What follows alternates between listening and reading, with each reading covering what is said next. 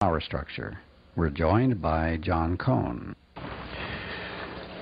Ron, there's an old statement I've read and heard about people saying in Congress, the banks never lose. Well, I think that's a general statement. I think the big bankers never lose. But I think a little banker right now is losing a lot because a lot of little bankers are getting closed down. The big banks are gobbling them up. I don't think David Rockefeller is going to lose. I don't think he's going to be out selling apples or pushing pencils anytime soon. But a lot of bankers that are being wiped out at the state level are losing. But the big banking power structure seems to have control because they're on the inside and they have control of money and they know what policy is going to be down the road. Can you specify this structure, you're talking about this power structure? Well, the power structure basically is made up of a lot of very powerful business and corporate leaders in the country. And in particular, they have formed their organizations. They've been around for a good while, and they don't even hide it anymore. You know, the Trilateral Commission, as well as the Council of Foreign Relations. No matter which president, which party is in power, they will appoint to the major offices members of these two committees. And they always have control of the Federal Reserve System. So the Wall Streeters, the big bankers, have inside information as far as what is happening and what's going on. And control over money is pretty significant because if you can control money, you're really controlling 1/2 of every single transaction. So that is a tremendous amount of power. But it doesn't look like we're going to have any independence. They say the Federal Reserve is independent, but that's a bunch of nonsense. The protection that the founders gave us to try to keep us from this happening never authorized a central bank, and they were very strict in the writing of the Constitution to limit the power of Congress to the minting of gold coins, to allowing only gold and silver to be legal tender, and prohibiting the printing of paper money. All those things we have failed to follow. That's why we have a central bank with a paper money system and a lot of inflation, high interest rates, and a very, very shaky economy. So I would say that if we would have followed the advice of the Founding Fathers and not allowed this power structure, this group of elitist bankers and industrialists to get control not only of the banking system and the monetary system, but really our foreign policy and our government. I wrote a little speech and gave a speech right before I left Congress, and I said I don't think the members of Congress really know how little effect they have in controlling things. Really, there's and that means that the Congress itself doesn't have much control. The people doesn't have much they don't have much to say about it either. The control of overall policy is really in the hands of a very small number of people who control all the administrations, all the appointments to cabinets, and certainly all the appointments to the Federal Reserve. So that shows we have a single-party political system in the United States. Just maybe split in two a little bit, but there's really no difference. It's a single party, and if you look at the obstacles put in our way as libertarians to get on ballots, it's an outrage because we have to spend more than 1/3 of our energies and our monies just to apply to get on state ballots, and this distracts us. Some states it's almost impossible to get on.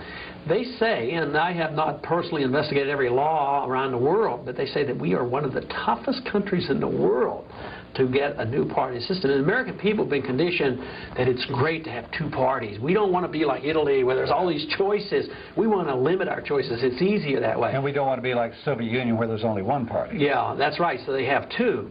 But if policies never change, what's the difference? So we do have one party. If policies never change, you know, if there would have been a difference, maybe under the Republicans we would have had closer to a balanced budget, but the deficits were worse with the Republicans. But foreign policy, the policy of intervention, subsidizing communism, and helping rich allies, that always continues, Republicans or Democrats. It was the same policy, Republican or Democrat, that supported wars like Korea and Vietnam, and the CIA operations and the FBI. All these operations are endorsed by the other two parties. But for that reason, what do? They get control of the funding as well. The other two parties get over $100 million handed to them. You know, not too long ago, we had the two conventions on national television, Republican and Democratic convention. And the American people didn't watch. They should have. They paid for it. They paid $9 million. We as citizens were forced to pay to run those conventions, $9 million apiece, and therefore they get all this exposure, making it, again, very difficult for an option, a third option, to be heard. It's very hard to get our message out. But the control is there, whether it's in the political control or the banking control or in government policy control in the administrations. I want to touch, if I may, just on your comment a moment ago about the departing speech that you left with your colleagues in Congress. You were there for 4 terms, and I think are aware of the general level of awareness of your colleagues in Congress at that time. Do they really not know that that all of this is going on, that the power structure is there, unseen, but really manipulating the strings? Most of them don't know. Most of them are suspicious that the problems are more serious than they would never ever admit publicly, but they don't understand the policies. I've had a lot of members on the banking committee come up and ask me questions. How does the Federal Reserve System work? What are special drawing rights? What is the IMF? And they'll do that quietly because they haven't really studied it. So most of them are naive, but very much aware that there's some serious problems. But if you get somebody at the head of a committee that's been around for 30 years or so, I think that they know very much what's happening. They're very much attuned to what's happening, and I don't think they get that far. I don't think they get to head of a committee unless they've more or less been accepted, by the power structure. I did a study, or just a quick look, a few years ago after reading the Joint Economic Report of the Joint Economic Committee in Congress. And reading it, it looked like it came right out of the Trilateral Commission. It looked all the little buzzwords that the Trilateral Commission reports had, all the things that the Trilateral Commission wanted. So I looked to see if in the memberships of organizations of these congressmen and senators, and sure enough, almost every one of them are a member of the Trilateral Commission or Bilderberger or Council on Foreign Relations. I can remember having a conversation with Barbara Conable one day.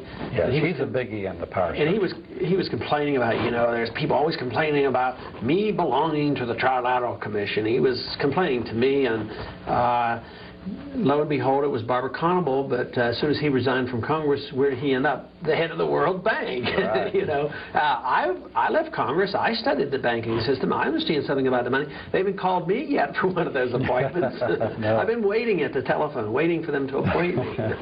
Well, John, you've studied a lot on this banking industry structure, and it's not only interlocked here, but there are international interlocks, aren't there? Yes, there are, and the ties with the foreign banking interest,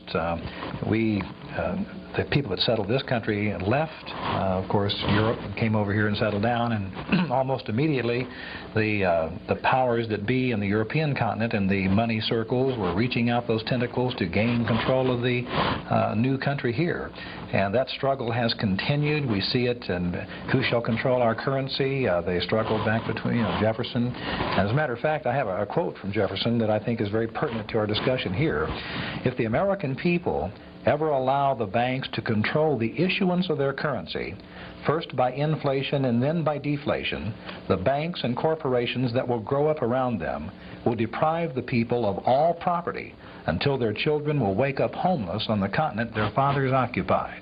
So he warned us that far ago, and here we are, and what he said is coming true. Yes, and his side certainly won the fight back then. They got the right position in the Constitution. They had the debate over the money issue.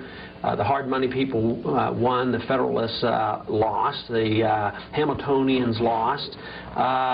But then subsequently it's been downhill, and certainly in this century. It never happens at one time. It isn't all or nothing. They keep chipping away. Yes. Even though we got our central bank in 1913, it wasn't the total destruction of the system. It literally took from 1913 to 1971 to open up the floodgates, but it was in 71 that the last linkage to gold occurred. Of course, in the 60s there was still some linkage to silver, but since 71 all you have to do is look at the economic record of spending and deficits and all the economic problems and interest rates and all the price increases. I mean, it's just been totally out of control.